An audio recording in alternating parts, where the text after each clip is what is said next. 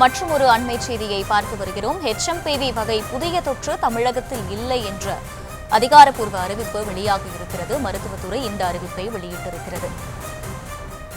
HMPV வகை தொற்று ஏற்கனவே தமிழகத்தில் உள்ளதுதான் எனவும் புதிய வகை தொற்று தமிழகத்தில் இல்லை எனவும் தெரிவிக்கப்பட்டிருக்கிறது. புதிதாக உருமாறிய தொற்று எதுவும் தற்போது இங்கே பரவவில்லை எனவும் மருத்துவத்துறை தரப்பில் விளக்கம் அளிக்கப்பட்டிருக்கிறது. தற்போது தமிழகத்தில் இன்ஃபுளுவன்சா தொற்றுதான் அதிக அளவில் உள்ளதாகவும் தெரிவிக்கப்பட்டிருக்கிறது. HMPV வகை புதிய தொற்று தமிழகத்தில் இல்லை எனவும் கட்டுப்படுத்தும் அளவிலேயே பருவ காய்ச்சல் பாதிப்புகள் இருப்பதாகவும் மருத்துவத்துறை தரப்பில் தெரிவிக்கப்பட்டிருக்கிறது. கூடுதல் விவரங்களை செய்தியாளர் ஜெர்ரி வழங்க கேட்கலாம். ஜெர்ரி, இன்று தமிழகத்தில் குறிப்பாக சென்னையில் 2 குழந்தைகளுக்கு இந்த நோய் தொற்று பாதிப்பு கண்டறியப்பட்டிருக்கும் நிலையில் மருத்துவத்துறை தரப்பில் இந்த விளக்கமானது கொடுக்கப்பட்டிருக்கு. என்னென்ன சொல்லப்பட்டிருக்கிறது? முழு விவரங்கள் என்ன? வணக்கம். HMPV வைரஸ் தமிழகத்துல 2 குழந்தைகள் தொற்று பாதிப்பு அடைந்திருப்பதாகவும் சிகிச்சை பெற்று வருவதாகவும் தகவல் வெளியாகி இருக்கக்கூடிய சூழல்ல மருத்துவத்துறை ஒரு தகவலை வெளியிட்டிருக்கிறது.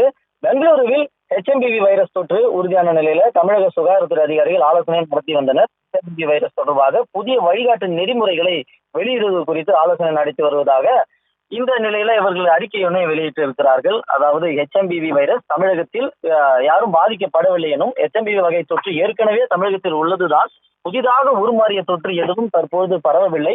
தொற்று நோய் தடுப்பு ஆய்வகங்கள் 36 உள்ளது. மேலும் அவற்றில் பரிசோதனை செய்ய PCR சோதனை கருவிகளும் உள்ளது. மாநில ஆய்வு மையத்தில் புதிய அது போன்ற எந்த பரிசோதனையும் மேற்கொள்ளவில்லை எனவும், தற்போது தமிழகத்தில் இன்ஃபுளுவன்சா தொற்றுதான் அதிக அளவில் உள்ளது எனவும், சுகாதார பருவகால காய்ச்சலே, அதனால் மக்கள் அச்சமடைய தேவையில்லை என்றும் சுகாதாரத்துறை தெரிவித்திருக்கிறது. தனியார் மருத்துவமனைகள்ல காய்ச்சல் காரணமாக அனுமதிக்கப்படுபவர்களை கண்காணித்ததில் இது போன்ற பாதிக்கப்பட்டவர்கள் யாரும் பெரிய அளவில் அனுமதிக்கப்படவில்லை எனவும், கட்டுப்படுத்தும் அளவிலேயே பருவகால காய்ச்சல் பாதிப்புகள் தமிழகத்தில் இருக்கிறது எனவும் மருத்துவத்துறை தெரிவித்திருக்கிறது.